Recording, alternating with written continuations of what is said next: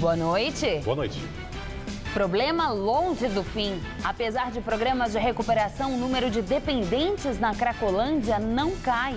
Operação Lava Jato, o último foragido, irmão de ex-ministro da cidade, se entrega à Polícia Federal. E a empreiteira apresenta comprovante que seria de propina paga ao diretor da Petrobras. Judiciário promove em todo o Brasil mais uma Semana Nacional da Conciliação. Olimpíadas 2016. Brasil apresenta mascotes dos Jogos. Nomes serão escolhidos em votação pela internet.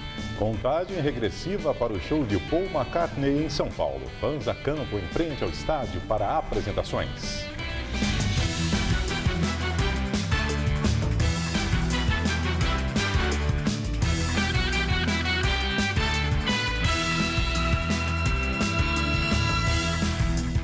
Apesar dos programas da Prefeitura e do Governo do Estado de São Paulo para a recuperação dos usuários de crack, o número de dependentes químicos na região conhecida como Cracolândia, no centro de São Paulo, não diminui. 8 da manhã e o movimento de usuários de crack não para. Os vendedores de drogas se misturam entre os dependentes químicos. São os que aparecem de mochila nas imagens. A negociação é feita ali mesmo na rua e o consumo é imediato. A aglomeração fica bem ao lado das tendas dos programas Recomeço do Governo do Estado e de Braços Abertos da Prefeitura. Apesar dos esforços do poder público, o problema persiste. A concentração sempre se manteve, ela estava um pouco dispersa e o consumo acontecia exatamente também dentro dos hotéis. Hoje acontece dentro dos hotéis e já tomaram novamente a rua ali. Quem mora por aqui diz conviver com o medo. Há uma questão oculta nisso tudo, porque as pessoas já não fazem mais o registro, perderam realmente essa disposição por medo. Quem é atendido pelos programas sociais também acaba voltando com frequência para o vício. Você vê o rapaz de uniforme do programa sentado ou vendendo ou consumindo droga ao longo do bairro aqui inteiro.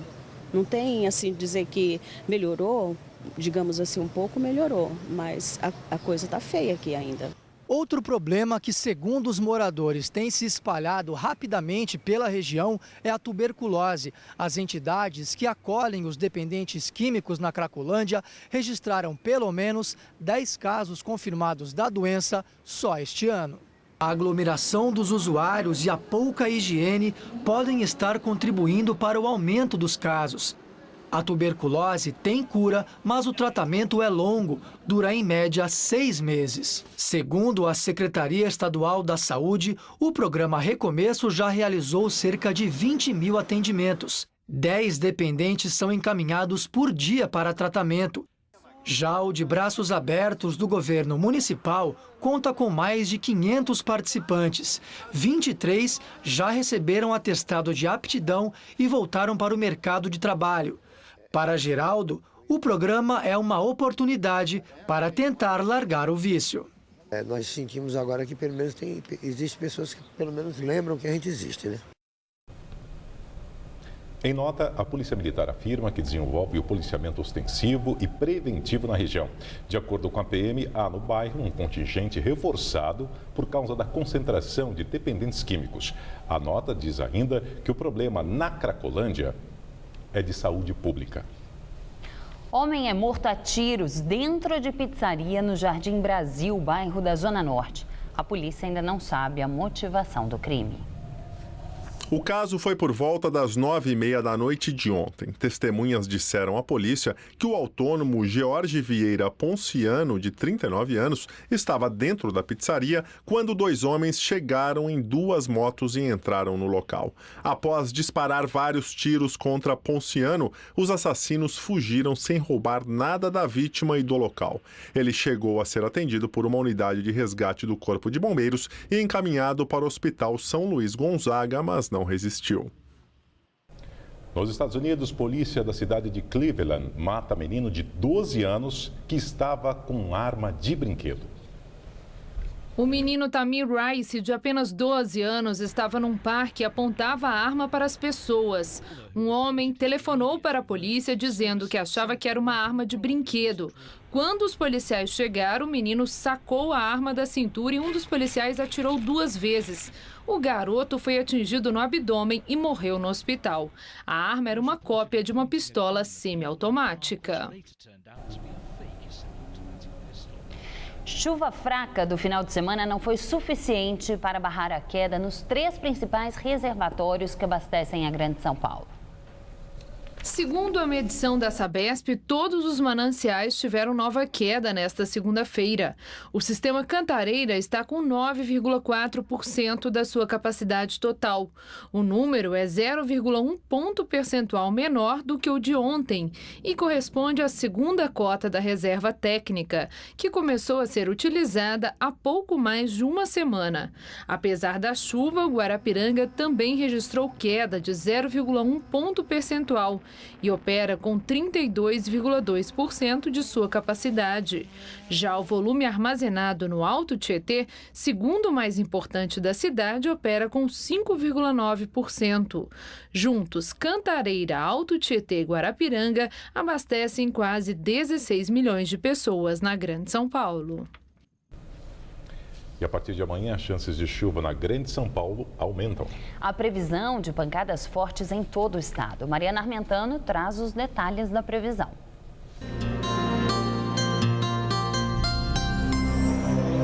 Um sistema de baixa pressão espalha nuvens carregadas pelo centro-sul do país e pode provocar chuva forte aqui em São Paulo. O dia será de muitas nuvens e chuva a qualquer hora em todas as regiões paulistas. O calor diminui um pouco. A máxima amanhã vai aos 31 graus em Presidente Bernardes e também em Votuporanga. Dia um pouco mais fresquinho na região de Franca, 26 graus amanhã. E na cidade do Litoral vai fazer 27. Na Grande São Paulo, a chuva mais volumosa, tão esperada, pode acontecer principalmente a partir da tarde. A máxima amanhã vai ficar em torno dos 26 graus aqui na capital. Na quarta, cai para 25 e sobe mais na quinta-feira. Máxima prevista de 27 graus, ainda com chances de chuva. Segundo o IBGE, quase 774 mil pessoas que moram na região metropolitana de São Paulo se deslocam todos os dias para trabalhar na capital paulista. Essa movimentação provoca trânsito pesado e superlotação nos transportes. Nossas equipes estiveram em alguns dos principais acessos à cidade e mostram a rotina difícil de quem vem para São Paulo. Quem mora em Osasco e vai a São Paulo de carro tem de enfrentar o movimento intenso da rodovia Castelo Branco para acessar a capital. Um dos motivos é o aumento da frota de veículos do município, que passou de 280 mil em 2009 para 339 mil carros este ano. Diariamente, cerca de 77 mil moradores aqui da região de Osasco se deslocam no sentido da capital para trabalhar. O resultado é que a rodovia Castelo Branco fica com o trânsito carregado já nas primeiras horas da manhã. São agora 6h50 da manhã e o repórter Vinícius Marra está na região do ABC Paulista, conferindo o trânsito para quem acessa a cidade de São Paulo. Vinícius, mesmo cenário por aí? Karina, aqui em Santo André o trânsito já está bastante intenso, mas a gente não vê nenhum ponto de parada. Esta aqui é a Avenida do Estado, uma das principais ligações entre o ABC e a capital paulista. A partir deste ponto, a situação vai ficando cada vez mais complicada. É muito carro, muito movimento. Como é que o senhor faz? Você sai mais cedo? Você tem que sair um pouco mais cedo de casa para poder ficar um pouco mais tranquilo, né? Uma das justificativas para este tráfego cada vez mais intenso também é o aumento da frota. Só em Santo André, por exemplo, em 2009 eram 430 mil carros. Em 5 anos houve um crescimento de mais de 100 mil veículos.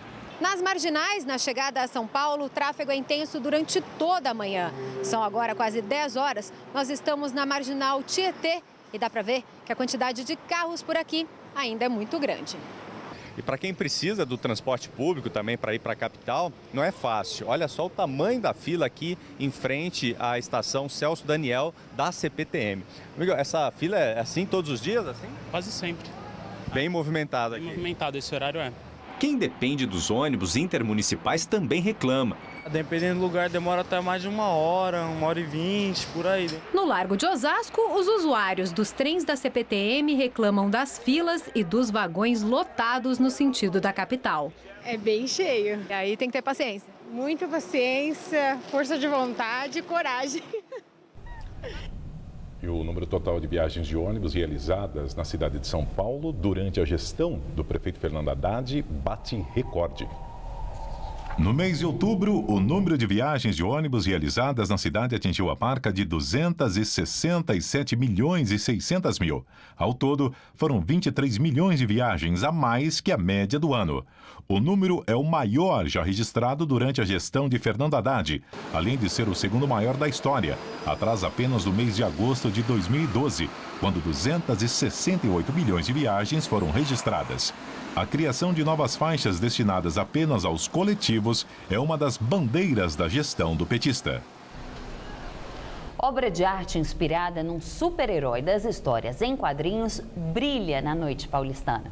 A escultura, iluminada por mais de 100 lâmpadas, busca reproduzir o coração cibernético do Homem de Ferro, personagem que saiu do gibi para também brilhar no cinema. Dizem que São Paulo é uma cidade dura, voltada para o dinheiro, mas não precisa mais duvidar que por trás do caos bate um coração. No meio da selva de prédios, do concreto, das luzes, um ponto azul em especial chama a atenção. Ele fica no 17º andar deste prédio residencial, nas margens da Avenida dos Bandeirantes, na zona sul da capital. A escultura, que simula um holograma, vem ganhando fama como a mais nova representação do coração dos paulistanos. Olha, assim de longe, parece uma bola flutuante que pulsa, né? Apaga, acende. Aqui de pertinho, dentro da obra, a gente percebe, olha, que não tem esfera nenhuma. São 9 lâminas cortadas a laser, 144 lâmpadas de LED, isso cercado por uma estrutura de vidro bem resistente que pesa 12 toneladas. E a ideia inicial, sabe de onde veio? Dos quadrinhos do Homem de Ferro. No papel, nas telas de cinema, o super-herói traz uma história e um visual que acabaram casando com o que o artista plástico Fábio Wood desejava transmitir. É um símbolo interessante por quê? Porque ele é um cara que tem uns valores um pouco questionáveis, passa por uma situação complicada onde ele precisa se salvar. Como ele era um gênio da tecnologia, ele cria esse coração artificial, mas parece que a partir desse momento, dessa fusão, ele adquire novos valores e passa a preservar a vida. Intuitivamente, parece que o sentido, a beleza dessa história entrou no começo da criação da escultura. O projeto foi uma construção coletiva. Além de um artista plástico e de uma arquiteta, contou também com a Anitta. Foi ela quem trouxe a proposta do exterior e convenceu empresários brasileiros de que valeria a pena deixar de fazer 4 apartamentos neste espaço para, no lugar, colocar uma obra de arte para a cidade. Ou seja, abrir mão de R$2,5 milhões. Eu estava em Xangai, quando eu comecei a visitar aqueles prédios enormes, né? E eu entrava e tinham obras de arte fantásticas de artistas jovens, não consagrados. Aquilo foi me encantando de uma forma, quando eu voltei, eu vim completamente inspirada para essa visão da arte.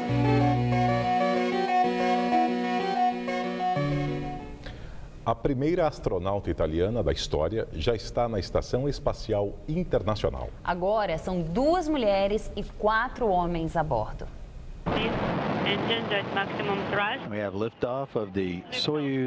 O foguete russo Soyuz partiu ontem do Cazaquistão e se acoplou à Estação Espacial Internacional a 400 quilômetros da Terra, depois de uma viagem de 6 horas. Samantha Cristoforetti, de 37 anos, oficial da aeronáutica italiana, foi a primeira a entrar na estação. Com ela chegaram um americano e um russo. Eles vão ficar a bordo até maio do ano que vem. O novo trio se junta a um americano e 2 russos, incluindo outra mulher, Helena Serova. A Soyuz transportou 15 latas de caviar, além de laranjas, limões, tomates, leite e chá. Tudo a pedido dos astronautas para comemorar o Ano Novo. Samantha também levou uma máquina de café expresso. Nutrição e saúde são os temas principais de Samantha na missão espacial. A estação internacional é operada por um consórcio de 16 países. Rússia e Estados Unidos financiam a maior parte do projeto.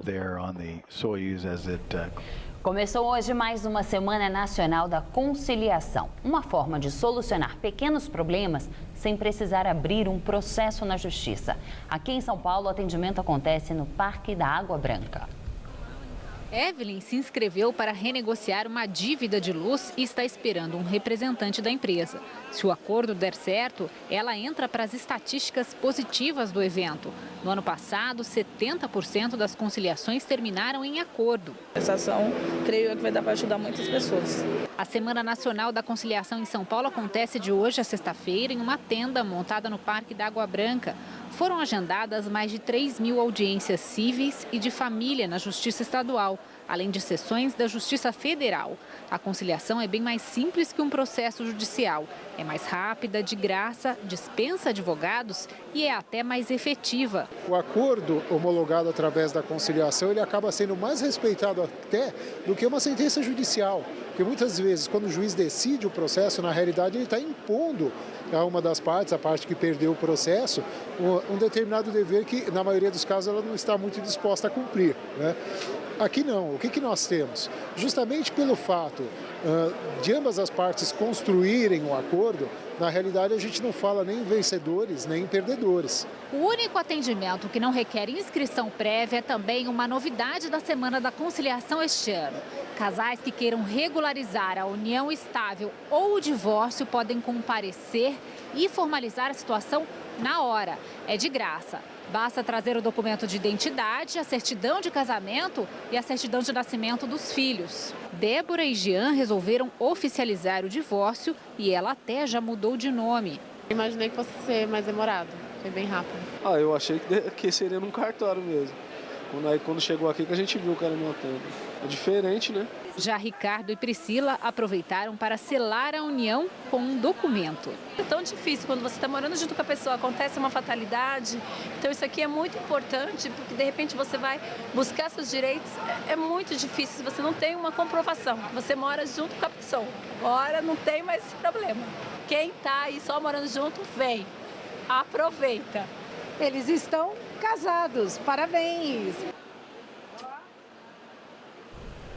Aqui em São Paulo, a tenda da Semana Nacional da Conciliação foi montada no Parque da Água Branca, na zona oeste da capital, e funcionará até sexta-feira, sempre das 9 da manhã às 5 da tarde. O último foragido da 7ª fase da Operação Lava Jato, Adarico Negromonte Filho, se entrega à Polícia Federal em Curitiba.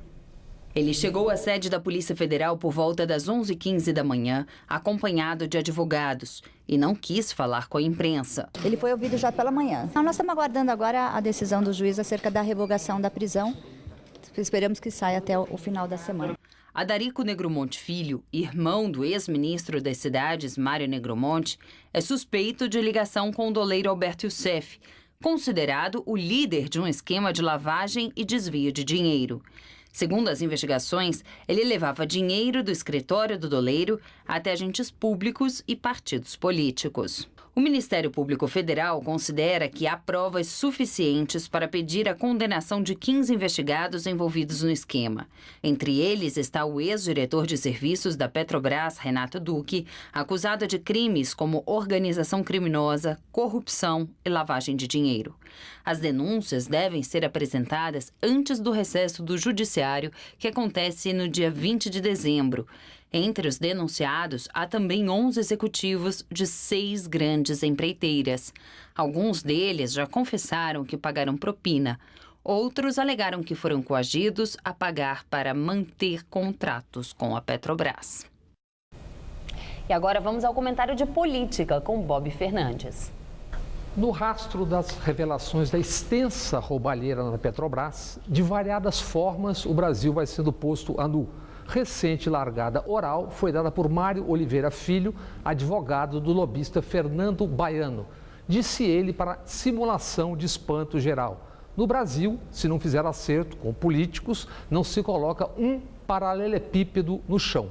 Diante do paralelepípedo, enquanto fustigava a grandeza das quantias no caso Petrobras, o ministro Gilmar Mendes buscou delimitar alvos. Disse: Acho que esse tipo de situação é excepcional.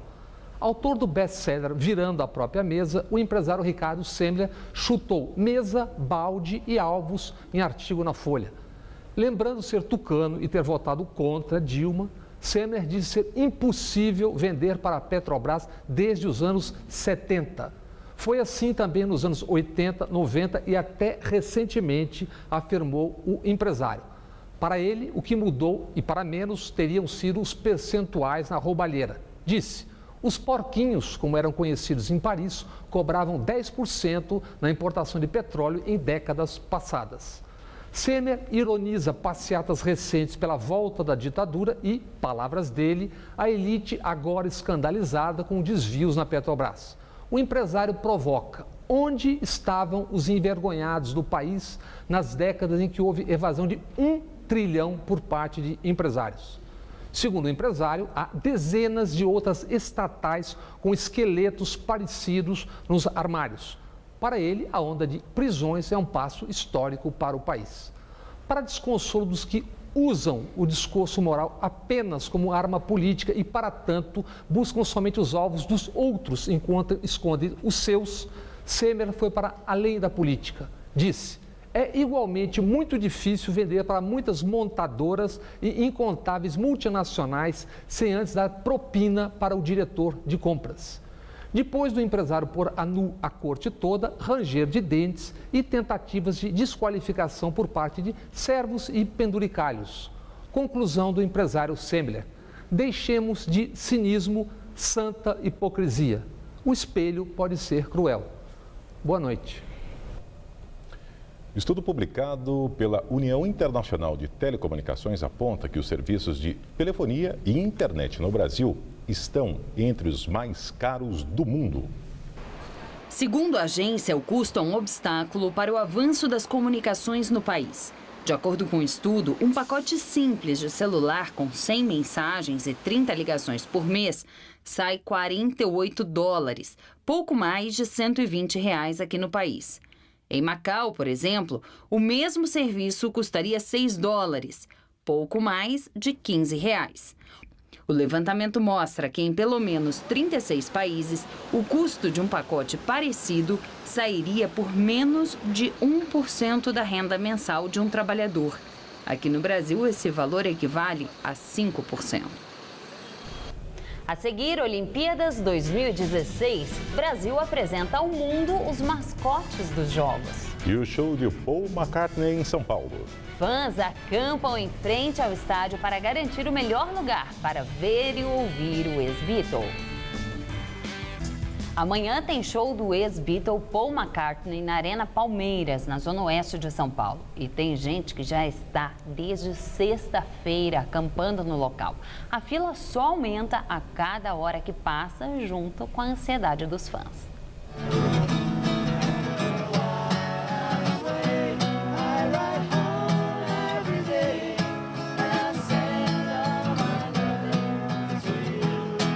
A gente já cantou vários, né? E aí continua até a hora do show, tem que passar o tempo. Vai ter voz, vai ter fôlego? Quase 24 horas aí, pelo menos, cantando? Ah, tem, né? Com certeza. É um soco de adrenalina, né? Que você cria forças ali. Né? O pessoal começou a chegar aqui na sexta-feira e agora, olha, já são 11 barracas, tem pouco espaço para mais alguma. De qualquer maneira, eles vão passar a noite aqui esperando o show dessa terça-feira. Apesar do clima de festa, tudo com muita organização. Pedro foi o primeiro a chegar. Está no terceiro show de Paul McCartney já. Experiência de fila, tratou logo de fazer uma lista por ordem de chegada. E na hora que a produção do Paul McCartney chegar aí e encaminhar quem acampou, eles vão pegar essa lista e colocar nós nos devidos lugares corretamente. Para não ocorrer confusão, né, claro. Depois de organizados, hora de relaxar. O Wesley, por exemplo, veio de Rio Branco, no Acre. Viajou mais de 10 horas de avião e perdeu a mala. Sorte que trazia o ingresso nas mãos. Fiquei sem roupa, sem dinheiro, cartão de crédito, só fiquei com o ingresso e a barraca. A Clara bem que tentou ir a outros 2 shows de Paul em anos anteriores, mas não conseguiu. Agora também aproveita cada momento. Desde 90, a primeira vez que ele veio, que eu estou tentando, sempre acontece alguma coisa, um acidente, uma doença, um desemprego, sempre acontece alguma coisa, mas dessa vez eu consegui. Deu uma invadida básica aqui na barraca da Rafaela, que tem, olha, uniforme para o show. Presta atenção nisso. Agora, o que eu achei mais interessante aqui, ó, olha só esse bonequinho. É presente? Eu vou tentar jogar pro Paul ou entregar pro produtor dele. Presente mesmo? Foi você quem fez? Minha mãe. Presente mesmo é unir gerações, curtindo a mesma fila e, claro, as mesmas canções. É um momento especial esse, né? Muito especial. Faz só 40 e poucos, há 47 anos que eu estou esperando por essa oportunidade. Da outra vez que ele veio, eu infelizmente não consegui comprar o ingresso, mas dessa vez não teve jeito. Tem um gostinho especial, tá, com o pai num show desse? É muito melhor, porque vi com ele, porque foi ele que introduziu os Beatles e o Paul pra mim, que eu gosto desde que eu nasci praticamente. Então tá com ele é muito mais especial. Mas é bom esse pessoal descansar, porque amanhã tem show. Ficar bem ali perto da grade, mesmo que você apresentar um pão e de repente ele te olha, isso já vale o show inteiro.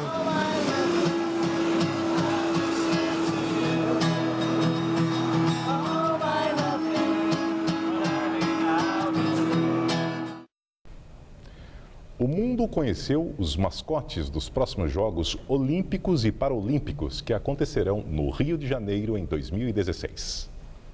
Os nomes dos 2 mascotes serão escolhidos pelo público através de votação no site oficial e no Twitter dos Jogos de 2016. O mascotinho amarelo, que representa a Olimpíada, simboliza a diversidade da fauna do Brasil. Já o mascote da Paralimpíada, na cor azul, representa a flora aqui do país. Os nomes que aparecem como opções para o público escolher são Oba e Eba, Tibatuque e Esquindim e Vinícius e Tom. A edição das 10 do Jornal da Gazeta termina aqui. Boa noite. Fica agora com o Rony Fon no Todo Seu. Uma ótima noite para você e uma boa semana a todos.